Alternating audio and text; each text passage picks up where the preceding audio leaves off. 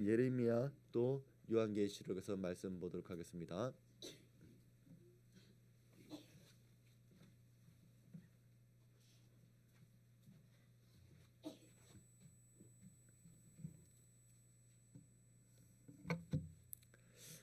우리 한 구절씩 우리 교독하도록 하겠습니다. 여호와의 말씀이니라. 너희를 향한 나의 생각을 내가 아나니 평안이요 재앙이 아니니라. 너희에게 미래와 희망을 주는 것이라. 너희가 내게 부르짖으며 내게 와서 기도하면 내가 너희들의 기도를 들을 것이요 너희가 온 마음으로 나를 구하면 나를 찾을 것이요 나를 만나리라. 요한계시록 말씀입니다.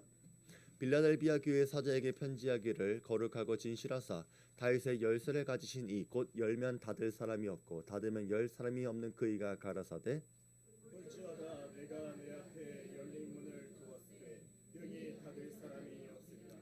내가 내 힘을 아느니 내가 적은 능력을 가지고도 내 말을 지키며 내 믿음을 아멘. 혹시 안개보행이라고 하는 말을 들어보셨습니까? 안개보행. 한 치 앞도 보이지 않는 짙은 안개 속을 걸어갈 때 우리 인간이 겪는 가장 당혹스러운 현상이 뭐냐면 직진으로 걷지 못한다는 겁니다. 길을 잃은 조난자들을 조사해 보면 본인들은 분명히 앞으로 똑바로 가고 있다라고 믿었는데 실제로는 지름 20m 내외의 원을 그리며 그 자리를 뱅뱅 돌고 있었다는 것입니다. 이것을 윤회보행이라고 부릅니다. 기준점이 되는 먼 미래가 보이지 않으니까 결국 자기 경험, 자기 느낌, 자기 감정이라고 하는 좁은 감옥에 갇혀서 제 자리를 맴도는 것이죠. 어쩌면 오늘 우리의 인생의 모습과 같다고 생각하지 않습니까? 미래, 노후 이런 단어를 들으면 여러분 어떻습니까? 기대가 됩니까? 아니면 염려가 됩니까? 저는 우리 성도들이 나름대로 성실하게 살아왔다라고 저는 믿고 싶습니다. 하지만 조금만 깊이 그 안을 들여다보면 여러분은 앞으로 나아가고 있습니까? 아니면 지친 발걸음을 뱅뱅 맴돌고만 있습니까? 여러분이 그동안 열심히 살아왔다라고 하는 말로써 여러분의 미래를 장담할 수 없습니다. 또 외면해서도 안 됩니다. 인생에서 중요한 것은 내가 얼마나 많이 걸었느냐가 아니라 어디를 향해 걸었느냐가 더 중요합니다. 방향을 잃어버린 열심은 우리를 더 깊은 안개 속으로 끌고 들어갈 뿐입니다. 땀은 흘려도 제자리고 수고는 하는데 평안이 없다면 그것은 내 인생을 오직 나의 시력, 나의 경험에 의존해서 걸어왔다고 하는 가장 정직한 증거가 될 겁니다. 그런 우리들에게 세상은 더 빨리 뛰어보라고 더 많은 조명을 켜서 안개를 걷어내 보라고 재촉합니다. 하지만 우리가 킨 등불로는 인생이라고 하는 짙은 안개를 걷어낼 수가 없다는 겁니다. 안개 속에서 우리가 해야 할 길은 더 빨리 뛰는 것이 아니라 안개 너머의 목적지를 찾는 것입니다. 오늘 성경은 우리가 이제는 끝이다, 길이 없다라고 마침표를 찍을 때 우리 인생의 마지막 페이지를 먼저 살펴본 사람처럼 살아갈 수 있는 놀라운 비밀을 공개합니다. 모든 은혜가 넘치는 교회 성도 여러분, 여러분의 미래가 어떨지 그리고 그 미래를 알고 있는 사람들이야말로 누릴 수 있는 그 평안을 얻고 돌아가시는 귀한 시간이 되기를 주의 이름으로 축원드립니다. 오늘 본문 예레미야 29장 11절은 우리 영혼의 눅눅한 안개를 단번에 걷어내는 기가 막힌 선언으로 시작합니다. 여호와의 말씀이니라. 너희를 향한 나의 생각을 내가 아나니. 여기서 안다라고 하는 말은 단순한 지식적인 정보 파악을 의미하지 않습니다. 설계자가 자기가 직접 그린 도면의 세밀한 부분까지도 알고 있는 것처럼 주권자이신 하나님께서 여러분의 인생의 모든 공정과 그 끝에 있을 영광스러운 결론까지도 완벽하게 하시며 책임져 주신다고 하는 강력한 의지의 표현입니다. 당시 이스라엘의 형편이 어땠습니까? 그들은 지금 막 바벨론에 잡혀온 포로였습니다. 바벨론까지 오면서 거치 흙먼지를 뒤집어 쓰고 있었던 때였습니다. 불과 몇 주 전까지 예루살렘 성전에서 예배드리던 그들이 하루아침에 노예 신세가 되어 이방 강가에 던져졌을 때 그 충격과 공포를 상상해 보시기 바랍니다. 그들에게 이 상황은 단지 힘든 일이 아닙니다. 자신들의 신앙과 정체성이 완전히 통째로 박살난 국가적인 신앙적인 파산, 사형 선고를 받은 사람들이었습니다. 이런 처참한 현실 속에서 그들을 가장 괴롭혔던 것은 조급함이었습니다. 포로 수용소 곳곳에서 거짓 선지자들이 나타나 그들의 귀를 괴롭혔습니다. 걱정하지 마라. 하나님께서 2년 안에 바벨론을 꺾으실 것이다. 우리는 곧 집으로 돌아갈 것이다. 그들을 자극했습니다. 사람들은 그 말에 열광을 했죠. 왜 그랬겠습니까? 지금 당장 이 지옥 같은 고통을 끝내고 싶었기 때문입니다. 그래서 그들은 바벨론에서 정착할 생각도 그 땅을 일굴 생각도 하지도 않고 하늘만 바라보고 있었습니다. 어설픈 희망에 매달려 오늘이라고 하는 삶을 포기한 것입니다. 바로 그때 하나님은 예레미야를 통해서 그들의 기대를 완전히 무너뜨리는 폭탄 선언을 해버리십니다. 아니다. 너희는 절대 금방 돌아가지 못한다. 70년이 걸릴 것이다. 그러니 짐을 풀어라. 여기서 집을 짓고 텃밭을 만들고 자녀들을 결혼시켜라. 이곳에 평안을 위해 기도하며 그곳에서 번성해라. 여러분, 이 말씀이 당시 이스라엘 백성들에게 얼마나 청천벽력 같은 말씀을 들렸겠습니까?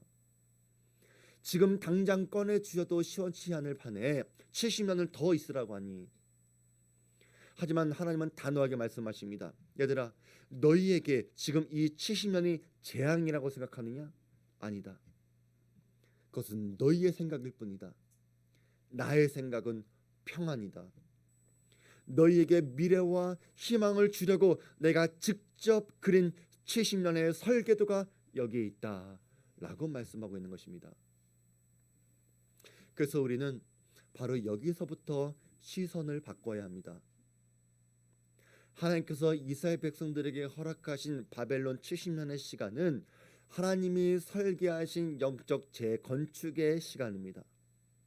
낡고 부패한 자아를 완전히 허물어뜨리고 그 자리에 오직 하나님 한 분만으로 새로운 성전을 지어나가기 위해 설계자가 의도적으로 배치한 공정의 과정이라는 것입니다. 하나님은 이스라엘 백성들을 그리고 오늘 이곳에 있는 우리들을 고치기 원하십니다. 이스라엘 백성들은 바벨론으로 잡혀올 때 몸만 잡혀온 것이 아닙니다.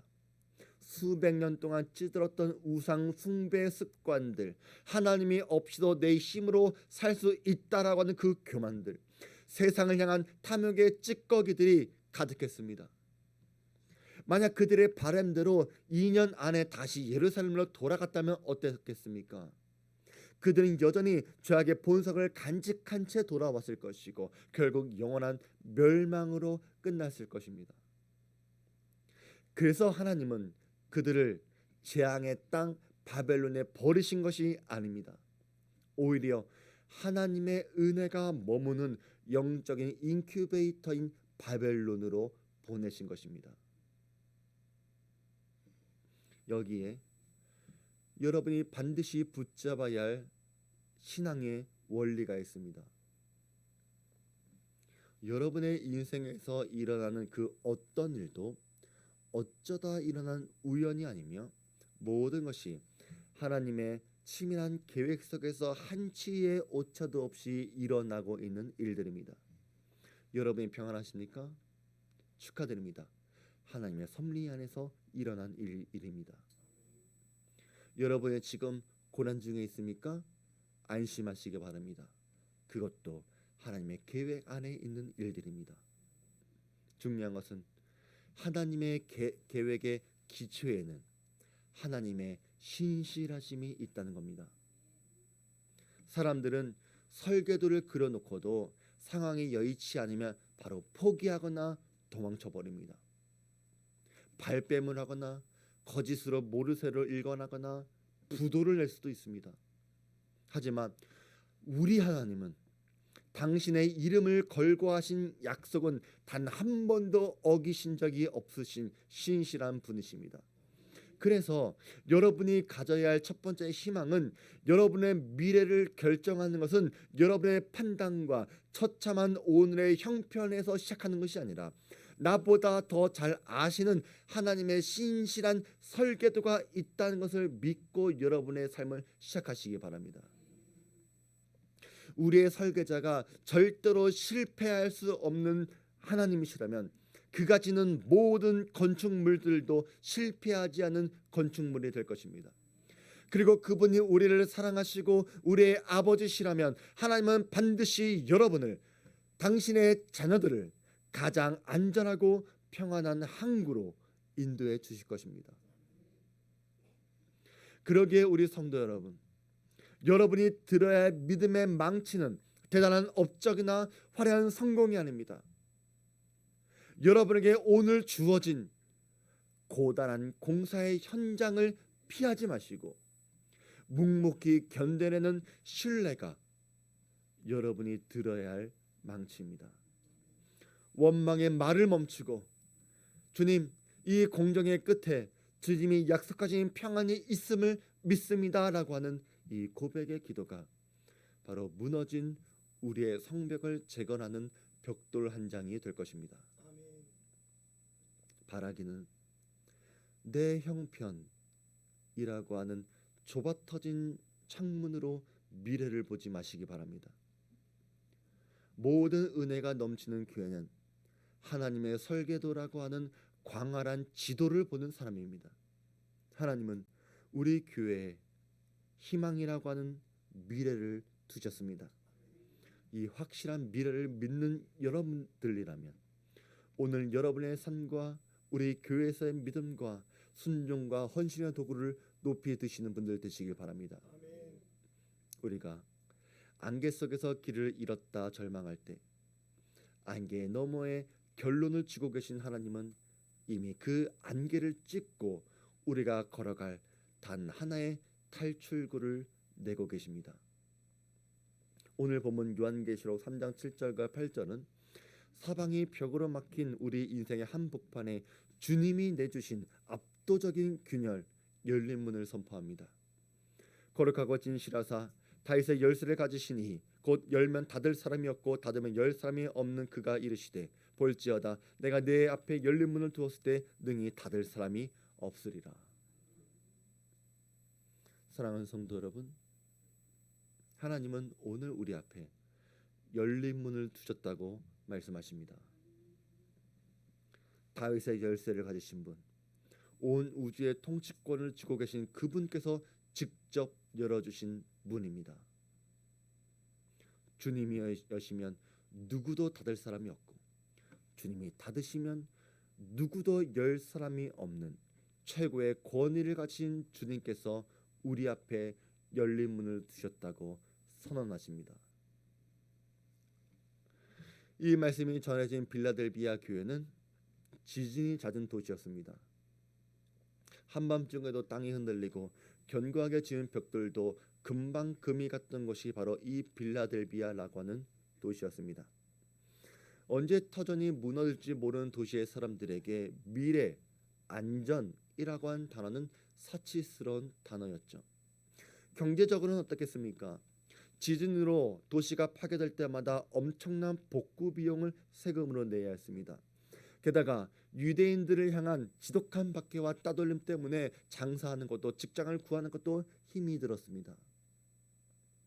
이런 세상의 눈으로 보면 빌라델비아 교회와 그 성도들은 희망이 없는 사람들이었습니다. 하나님을 믿는다고 하면서 저렇게 살아가? 지진 맞고 저렇게 가난해서 무슨 복음을 이야기를 해? 이런 비웃음을 샀을지도 모릅니다. 근데 하나님은 그런 빌라델비아 성도들에게 이런 말씀을 하시는 겁니다. 너희 눈에는 깨어진 벽만 보이느냐? 내 눈앞에는 활짝 열린 문이 보인다. 누구도 닫을 수 없는 문을 내가 너의 앞에 두었다. 우리 사랑하는 성도 여러분, 신앙생활은 내 힘으로 벽을 부수는 것이 아닙니다. 내 힘으로 도저히 열 수 없는 문 앞에서 절망하고 있을 때 열쇠를 쥐고 계신 주권자가 오셔서 그 문을 단번에 열어 젖히는 것을 목격하는 것이 바로 우리의 신앙생활입니다. 여러분, 길이 보이지 않으시는 분들이 있습니까? 아닙니다. 하나님은 이미 여러분 앞에 열린 문을 두셨습니다. 이 문은 여러분의 능력이 만들어낸 길이 아니요, 자격이 있어서 마땅히 얻어낸 문도 아닙니다. 우리 인생을 긍휼히 여겨주시는 하나님의 사랑으로 열어두신 은혜의 문입니다. 근데 이 문이 누구에게 주어진 문인지 아십니까?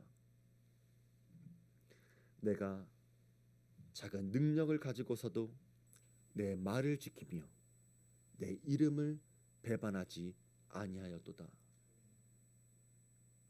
주님은 우리의 자금을 주목하지 않으시고 자금에도 불구하고 내 말을 지키며 주의 이름을 배반하지 않는 사람들에게 이 문을 두신 것입니다. 세상은 우리에게 끊임없이 형편을 탓하고 이익을 챙기라고 가르칩니다. 조금만 힘들어도 이래서 안 된다, 저래서 힘들다라고 하는 엄살 섞이는 핑계를 대는 것이 똑똑한 것이라고, 수단과 방법을 가리지 않고 내 몫을 챙기라고, 사소한 일에도 피해자처럼 굴면서 보상을 바라는 그 세상의 방식. 그런데 그 세상의 방식이 우리 신앙의 자리까지 침범해 들어왔습니다. 하지만 하나님이 열린 문을 두신 사람들은 이런 사람들의 것이 아닙니다. 하나님이 열어두신 문으로 들어가는 사람들은 상황이 어렵다고 해서, 내가 힘들다고 해서 신앙의 양심을 팔거나 구차하게 형편을 구걸하는 사람들이 아니라는 것입니다. 당시 빌라델비아 성도들을 생각하시기 바랍니다. 그들이라고 왜 할 말이 없었겠습니까? 지진으로 터전이 무너진, 그래서 엄청난 세금을 물어야 하고 박해로 당장 먹고 살 길이 막막할 때 그들도 세상 사람들처럼 적당히 속이고 적당히 엄살 부리고 타협하고 싶은 유혹이 왜 없었겠습니까? 하지만 그들은 정직했습니다. 하나님이 나의 공급자이시다 라고 하는 사실을 진실로 믿었기 때문에 형편을 탓하면서 손을 벌리지 않았습니다. 남들은 자기 이익을 구하느라 눈이 벌게져 있을 때 그들은 작은 힘을 다해서 주의 말씀을 지키고 묵묵히 교회를 섬겼습니다. 주님은 바로 그 독한 신실함을 보시고 그들 앞에 누구도 닫을 수 없는 문을 두신 것입니다. 사랑하는 성도 여러분, 여러분은 어느 문 앞에 서 있습니까?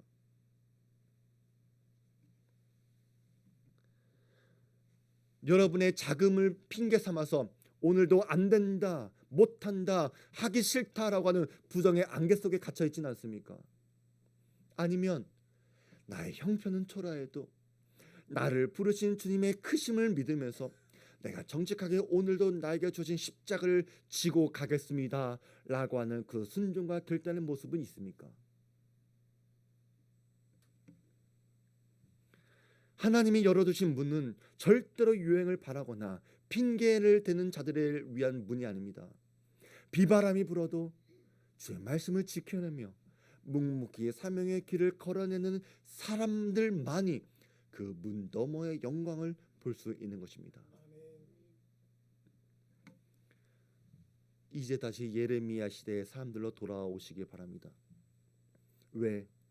하나님께서 그들을 바벨론에서 즉시 꺼내지 않으시고 70년이라고 하는 긴 시간을 보내게 하셨을까? 이제 여러분도 답할 수 있어야 합니다. 하나님은 단순히 그들을 포로 생활에서 해방되는 것에서 영광을 찾으시는 분이 아니십니다. 그들을 빌라델비아 교회 성도들처럼 만들길 원하신 것입니다. 비록 바벨론에 있지만 과거처럼 형편을 탓하거나 엄살부리거나 세상과 적당히 타협하고 부정적이고 원망하고 자기만 생각하는 그런 사람들이 아니라 하나님 백성답게 이방 땅 한복판에서도 오직 주의 말씀을 지키며 배반하지 않은 그 독하인 신실함을 가진 백성들로 재건축하시려고 이 고통의 시간을 허락하신 것입니다. 그래서 교회 안에 실력 있는 사람들은 세상에서 말하는 실력 있는 사람들과 다른 사람들입니다. 교회에서 말하던 실력 있는 사람들은 빌라델비아 교회 성도처럼 살아가는 사람을 실력 있는 사람이라고 말합니다. 작은 능력을 가지고서도 주의 말씀을 지키며 주의 이름을 배반하지 않은 사람, 이 사람이 교회에서 칭찬받는 사람입니다. 많은 사람들이 오랜 시간 신앙생활하고 기도한다고 하지만 여전히 삶의 형편이 제자리인 사람들이 있습니다. 그리고 이유도 있습니다. 바른 신앙은 반드시 삶의 질서를 가져오고 결국 더 나은 삶으로 우리를 이끌어갑니다. 10년, 20년이 지나도 여전히 입술에서 불평과 엄살이 가득하다면 그것은 하나님께서 여러분에게 문을 안 열어주신 것이 아니라 여러분이 아직도 문에 들어갈 준비가 되지 않았기 때문입니다.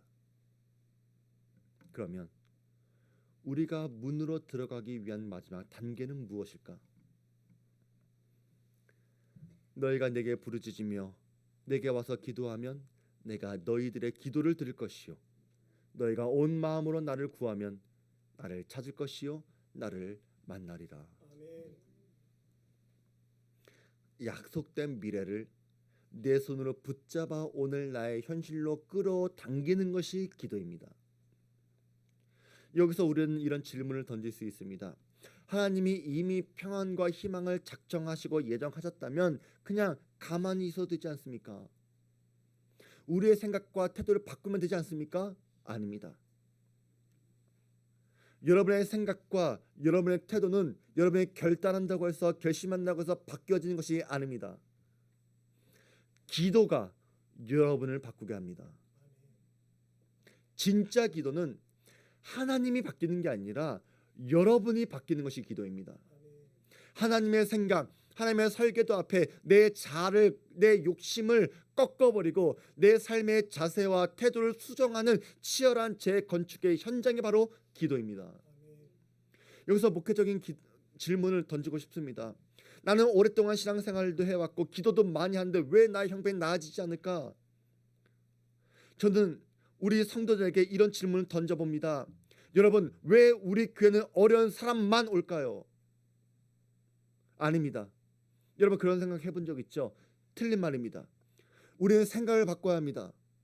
왜 우리 교회는 어려운 사람만 올까요가 아니라 왜 우리 교회는 어려운 사람들이 나아지는 사람들이 없을까?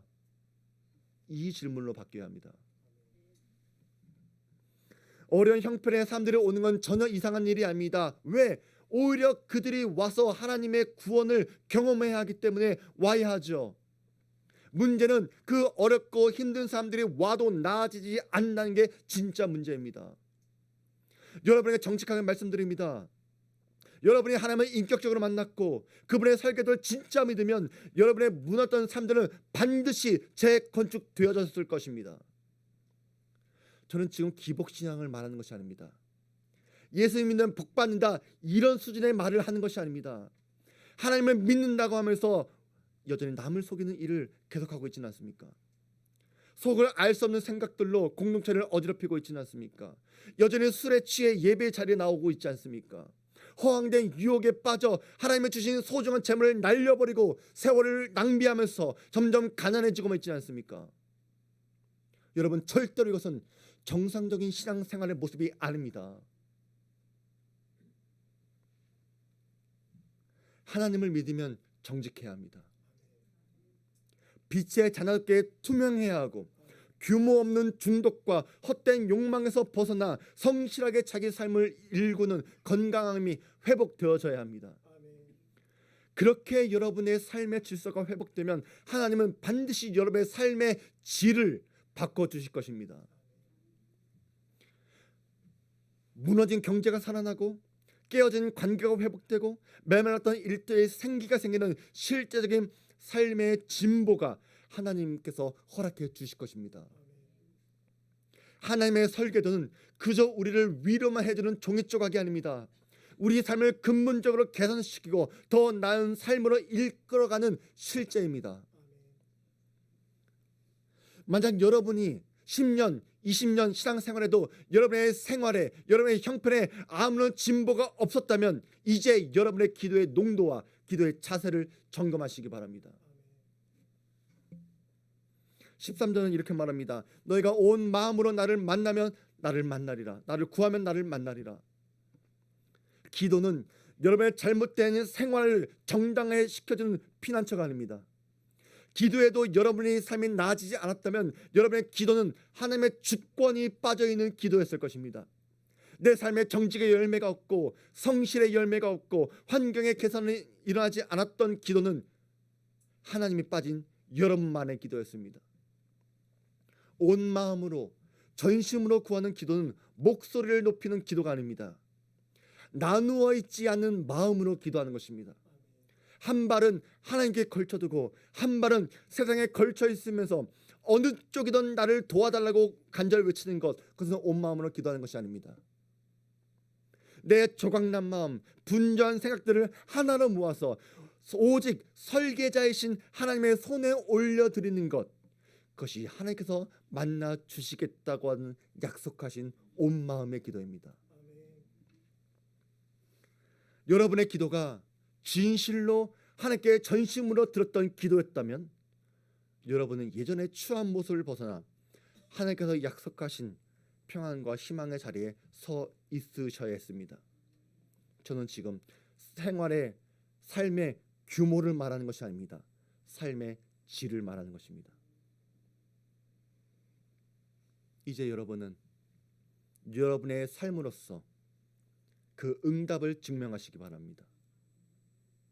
겉으로만 기도 많이 한다라고 하는 행위로서 여러분의 기도의 열심을 증명하지 마시고 열매로서 여러분의 신앙을 증명하시기 바랍니다. 그러기 위해 여러분은 지금부터 인내의 시간 속으로 들어가셔야 합니다. 내가 나의 인내의 말씀을 지켰은즉 내가 또한 너를 지켜 시험의 때를 면하게 하리니. 하나님이 주시는 미래는 하늘에서 뚝 떨어지는 유행이 아닙니다. 내 삶을 바꾸는 전심의 기도와 하나님의 약속을 끝까지 붙드는 인내가 필요합니다. 인내는 그저 시간을 흘려보내는 것이 아닙니다. 입술을 깨물며 억지로 버티는 고통의 시간도 아닙니다. 인내의 헬라어의 원어적 의미는 아래에 머물다라고 하는 의미입니다. 상황이 아무리 지옥 같아도 하나님의 약속이라는 지붕 아래에서 모든 은혜가 넘치는 그 그늘 아래에서 머물러 있는 것이 진짜 실력입니다. 비바람이 몰아치고 세상이 조롱해도 하나님의 생각은 평안이야. 주님이 이미 내 앞에 열린 문을 두셨어 라고 하는 그 확신에서 단 한 걸음도 이탈하지 않는 그 영적인 끈기, 이것이 있어야 합니다. 이 인내와 기도의 사람만이 하나님이 여신 문으로 들어갈 수 있는 것입니다. 우리 사랑하는 성도 여러분, 우리는 모든 은혜가 넘치는 교회가 되어야 합니다. 그리고 흘러넘치는 복은 우리 성도들도 누리고 세상으로 흘러가야 합니다. 머무르는 웅덩이가 아니라 수문으로 내보내는 저수지가 되셔야 합니다. 평안과 미래와 희망이 있는 교회와 가정과 일터가 되어야 합니다. 하나님은 빌라델비아 교회처럼 작은 능력을 가지고서 주의 말씀을 지키며 순종하는 자들에게 열린 문을 주시는 분이십니다. 우리가 그런 교회가 되기를 결단할 때 우리 교회에게도 열린 문을 두셨을 것이라 저는 확신합니다. 그러나 이 열린 문은 누구에게나 주어지지 않습니다. 여러분이 그렇게 살아야지만 열린 문 속으로 들어갈 수 있는 것입니다. 오늘 우리의 기도가 나를 바꾸는 기도가 되어야 합니다. 하나님의 설계도를 믿으며 놀라운 미래를 오늘로 앞당겨서 살아갈 수 있는 분들 되시기 바랍니다. 우리가 전심으로 기도하며 부르짖을 때 하나님의 놀라운 눈부신 미래는 먼 나라의 이야기가 아니라 진짜로 여러분의 이야기가 될 것입니다. 하나님의 이 압도적인 은혜가 여러분의 미래 위에, 그리고 우리가 함께 걸어갈 그 영광스러운 길 위에 영원한 폭포수처럼 쏟아져 내기를 주의 이름으로 축원드립니다. 우리 말씀 기억하며 우리 다 같이 찬양합니다.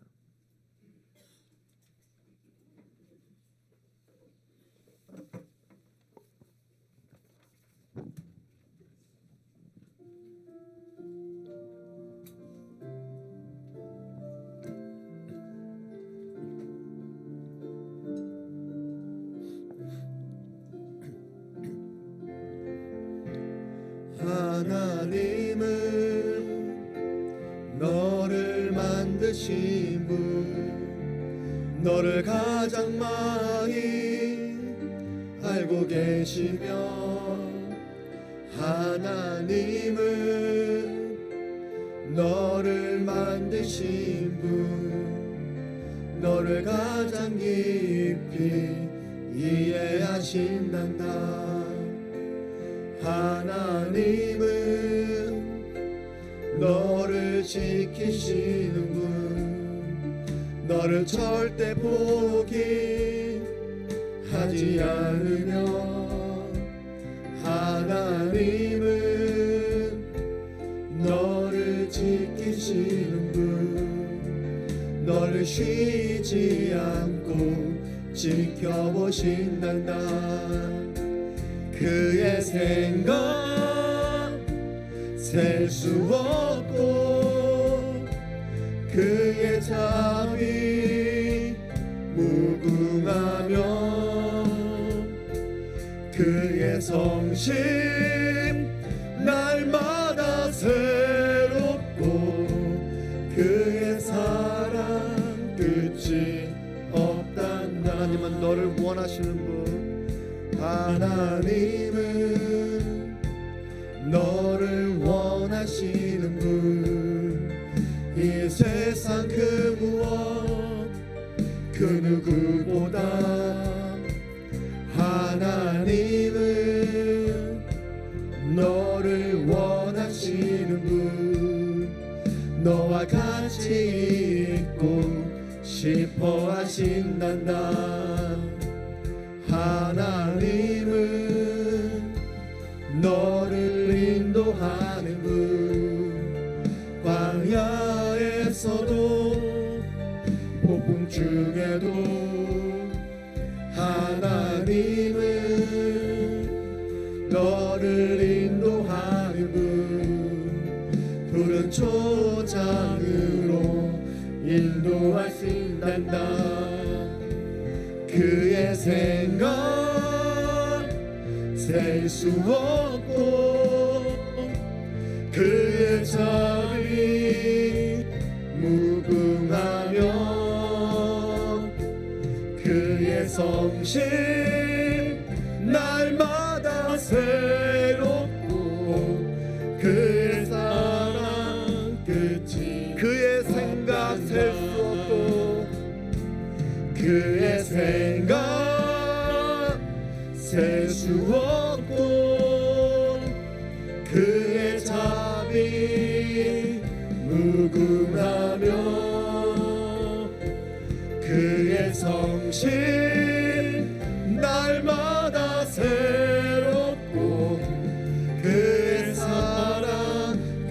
것이 없단다. 아침마다 새롭고 아침마다 새롭고 늘 새로우니 주의 성실이 크음이라.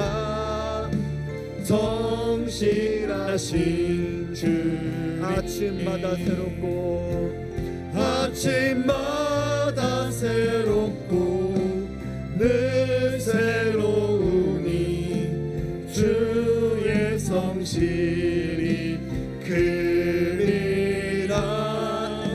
성실하신 주님. 하나님 아버지, 한 치 앞도 보이지 않는 인생의 안개 속에서 내 고집과 경험만 의지하며 뱅뱅 돌았던 우리의 무질서한 삶을 깨닫고 회개합니다. 기도를 현실의 도피 수단으로 삼으며 정직하지 못했고 성실하게 살지 못했던 우리의 게으른 신앙도 이 시간 십자가 앞에 내려놓습니다. 이제 결단합니다. 나를 가장 잘 아시는 하나님의 설계도를 믿으며 나누어지 있지 않는 전심으로 주님의 손에 내 생명줄을 맡겨드립니다. 엄살과 핑계를 멈추고 내 삶에 무너진 성벽을 주의 말씀으로 다시 재건축하게 하여 주시옵소서. 우리가 전심으로 부르짖을 때 하나님의 약속하신 그 열린 문으로 당당히 들어갈 수 있게 하여 주시고, 그리하여 깨어진 관계와 무너진 형편이 살아나고 실제적인 삶의 질이 개선되는 복음의 능력을 증명하게 하여 주시옵소서. 안개 너머에 예비하신 눈부신 미래를 오늘로 앞당겨 살아가는 우리 모든 성도들 되게 하여 주시옵소서. 이제는 우리 인생에 짙은 안개를 찢고 단 하나의 열린 문이 되어주신 우리 예수 그리스도의 은혜와 우리 인생의 모든 공정을 세밀하게 계획하시고 단 한 번의 실패함도 없이 우리를 빚어가시는 하나님 아버지의 극진하신 사랑하심과 전심으로 부르짖는 자들에게 찾아오셔서 무너진 삶의 질서를 재건축하시고 삶의 진보를 이루게 하시는 성령 하나님의 내주 교통 위로하심이 오늘 나의 자금을 탓하며 주저앉아 엄살 피우기를 멈추고 나를 아시는 하나님의 신실하심을 믿으며 인내의 말씀을 지키기로 결단한 모든 은혜가 넘치는 우리 사랑하는 모든 주안교회 성도들 위에와 저들의 가정과 일터 위에 지금부터 영원히 함께 있을지어다. 아멘.